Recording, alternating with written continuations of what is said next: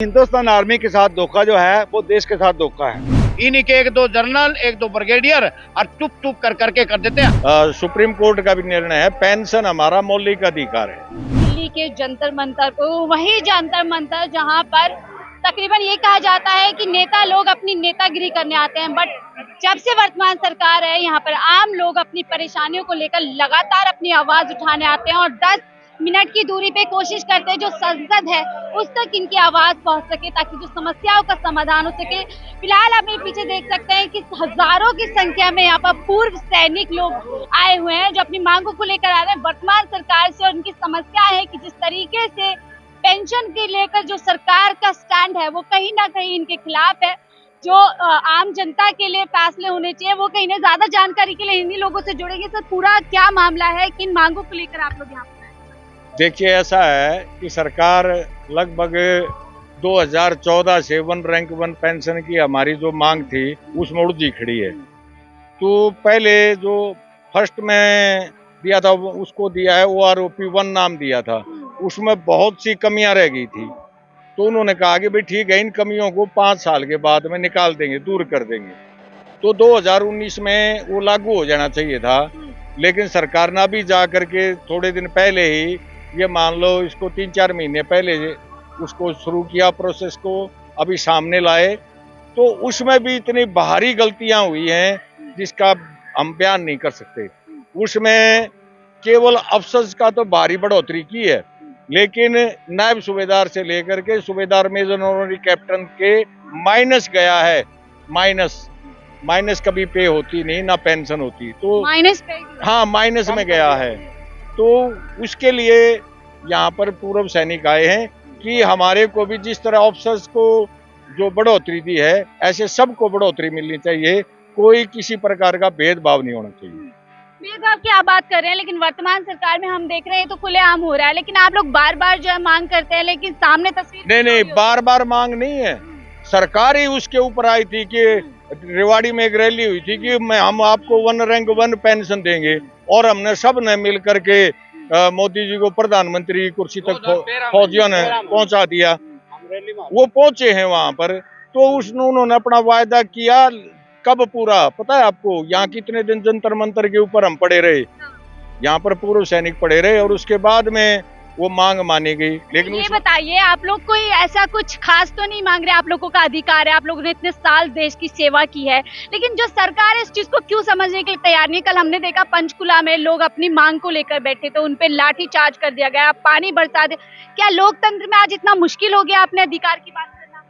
देखिए, ऐसा है, सरकार आप लोकतंत्र की बात करती हैं, ये तो हमारा मौलिक अधिकार है। सुप्रीम कोर्ट का भी निर्णय है, पेंशन हमारा मौलिक अधिकार है। बाकी मतलब इसको कोई खत्म नहीं कर सकता। अभी जितने भी अपने पैरामिलिट्री फोर्सेज हैं उनकी पेंशन बंद कर दी। अभी सेना की भी पेंशन एक किस्म से आप ये मानिए, ये जो वो लेके आए ना अग्निवीर अग्निपथ, ये सेना को भी उसी प्रकार से जो है पेंशन बंद करने का एक तरीका है सरकार के पास। बहुत अच्छी योजना बता रही है। नहीं, ये कोई अच्छी योजना नहीं है। 4 साल के लिए, एक से सुनो, 4 साल के अंदर तो जवान ट्रेंड होता है और 4 साल के अंदर फिर इनका टेस्ट होगा। सरकार बोल रही है कि 75% को विड्रॉल कर दिया जाएगा वापिस और 25% को रखा जाएगा। वहाँ भी टेस्ट लेने में धांधलियां होंगी, वहाँ उपद्रव होगा, गदर होगा आपस में, और वो जवान आपस में झगड़ाबाजी भी हो सकता है वहाँ पर। तो 4 साल के लिए हम समझते नहीं है। बाकी आप एक बताइए, 1 OP तो OROP general VK Singh retire हुए थे, वर्तमान वो जो चीफ थे, हम उस रैली में थे, मोदी जी को उन्होंने नारा दिया था वन रैंक वन पेंशन। सरकार को नहीं पता प्रधानमंत्री को कि एक जवान और ऑफिसर जेसीओज में क्या फर्क है, क्या दिक्कत है। जो हमारे रिटायर्ड अधिकारी हैं उसके ये जिम्मेवार हैं। उस मीटिंग के अंदर हमारा जेसीओज और जवान ऑनरी कमीशन ले किसी को नहीं बुलाते, ये इन्हीं के एक दो जनरल एक दो ब्रिगेडियर और टुप टुप कर देते। हमारा भी अगर एक सूबेदार मेजर हौलदार कलर को बुलाया जाए तो वो समस्याएं नहीं आने देंगे, उनको बुलाते नहीं है। 7 पे कमीशन होता, हाजिर थे जब हम, तो हमारे जो जूनियर जाते उनको बोलने नहीं देते, वो सावधान खड़े होता है, बोला डोंट टॉक, चुप, आप बोलना नहीं है। तो हमारा जो गलती करी है, करवाई गई है, हमारे अधिकारी है रिटायर्ड, उनकी वजह से हमारी ये कमी आई है। लड़ाई के अंदर फ्रंट लाइन पर जेसीओ जवान, ऑफिसर पीछे बैंकर में। -40 डिग्री के अंदर हम लोग कारगिल भी रहे हैं, लद्दाख में भी रहे हैं, सिक्किम में भी रहे हैं, और वो लोग बैंकर में रहते हैं। उसके बाद में उनकी पेंशन, तनख्वाह और मिलिट्री सर्विस पे उनकी ज़्यादा है। जो कैंप के अंदर बैठे हैं अधिकारी, उनकी 10,000 है, और जो जवान जैसे आगे हैं उनकी 5200 रुपये है, और जो ऑफिसर आगे हैं उनकी 15,000 है। इससे अन्याय और कहीं नहीं देखे हमने। तो हमारा देखो, हम ये नहीं कह रहे आप ऑफिसर की तनख्वाह क्यों बढ़ा दी आपने, हम उसके खिलाफ ली, लेकिन हम लोगों की क्यों कम करे, हमारी क्यों नहीं बढ़ाई? उनकी बढ़ा दी, हमको कोई दिक्कत नहीं है, लेकिन हमारे को भी ऊपर उठाया जाए। अगर ऐसा नहीं किया तो हम लोग तो बार बार धरना पड़ते, जैसे आंदोलन, किसान आंदोलन चला, सरकार ने हार माननी पड़ी, उसी के लिए हम सरकार तो लगातार कह रही है सबका साथ सबका विकास, लेके हमारे ऐसा है जी। हमारे कैप्टन जगबीर मलिक साहब जो है रोहतक से आए हुए हैं एक्सक्यूजमैन के पूरे 300-400 आदमी लेकर के। हम ये बताना चाहते हैं कि इन्होंने जो अफसर को 2.81 से फॉर्मूले से दिया है, हमारे JCOR को 2.57 से दिया है, लेकिन ये इनमें भेदभाव किया है। MSP में भी भेदभाव किया। हमारी विडो की पेंशन 11,000 रुपये है, अफसर की विडो की पेंशन 75-76,000 है। इतना गैप इन्होंने इसमें किया है। ये कोई फार्मूला नहीं, कोई कुछ नहीं किया है। उन्होंने एक छोटा सा टुकड़ा डाल करके दे दिया है, और नए सुबेदार ऑनरी कैप्टन तक तो कोई एक पैसा नहीं माने से में गया हुआ है। इसलिए हम अपनी ORP के लिए आए हुए हैं। मैं एक बड़ा सवाल करूंगी, जब से वर्तमान सर, क्या ये ऐसे रातों रात कोई भी फैसले लेते हैं बिना किसी रिसर्च के, बिना किसी जवान JCO को कुछ नहीं लेते हैं, ये अपने आप ऑफिसर को लेकर के फैसला कर लेते हैं। हमारे किसी को भी कमेटी में नहीं लेते। हमारा एक कैप्टन, ऑनरी कैप्टन या सुधा मेजर को भी।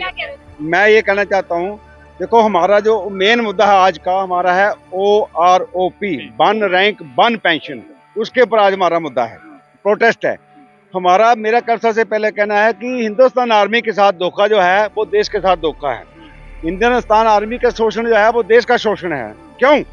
हिंदुस्तान आर्मी का जो हिस्सा है वो सिपाही से लेकर के सूबेदार तक वो 97% होते हैं, 97%। तो उसके साथ धोखा, मतलब पूरी सेना के साथ धोखा। और मैं बता धोखा क्यों।